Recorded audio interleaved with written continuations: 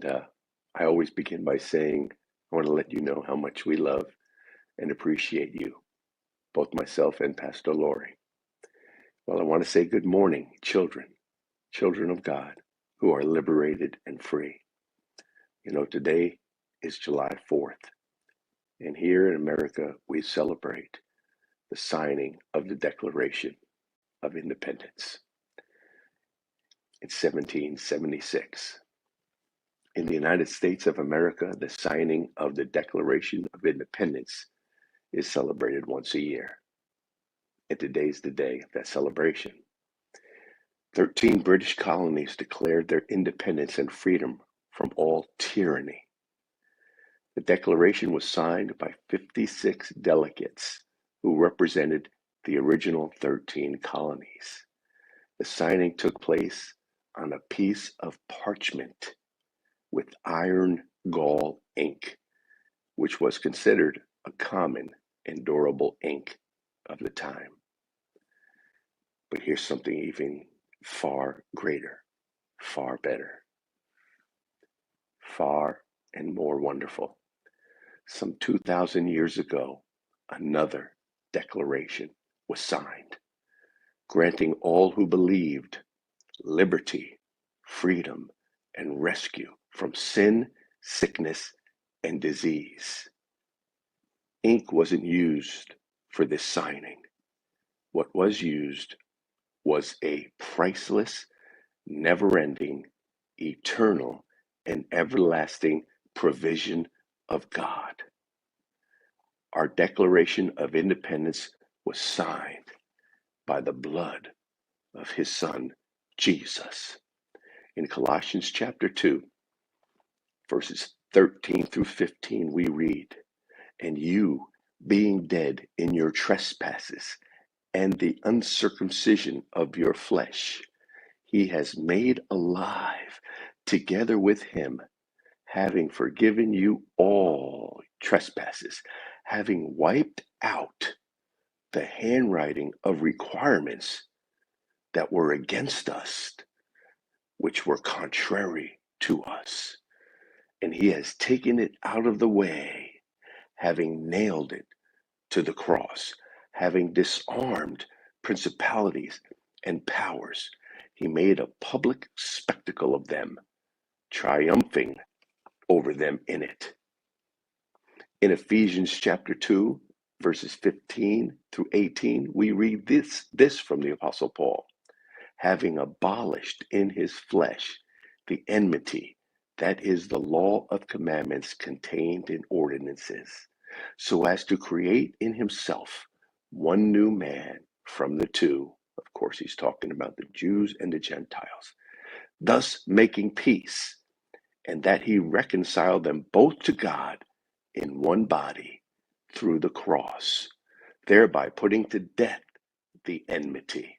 And he came and preached peace to you who were afar off, and to those who were near. For through him we both have access by one Spirit to the Father." Here's some of my favorite verses. They're found in Romans chapter 3, verses 24 through 26. "Yet through his powerful declaration of acquittal, God freely gives away his righteousness. His gift of love and favor now cascades over us, all because of Jesus, the Anointed One. Jesus, the Anointed One, has liberated us from the guilt, punishment, and power of sin. Jesus' God-given destiny was to be the sacrifice to take away sins. And now he is our mercy seat because of his death on the cross. We come to him for mercy, for God has made a provision for us to be forgiven by faith in the sacred blood of Jesus. This is the perfect demonstration of God's justice, because until now, he had been so patient, holding back his justice out of his tolerance for us. So he covered over the sins of those who lived prior to Jesus' sacrifice. And when the season of tolerance came to an end, there was only one possible way for God to give away his righteousness and still be true to both his justice and his mercy. And that was to offer up his own son. So now, because we stand on the faithfulness of Jesus, God declares us righteous in his eyes. In Romans chapter 5, verse 9, listen to this one. And there is still much more to say of this unfailing love for us.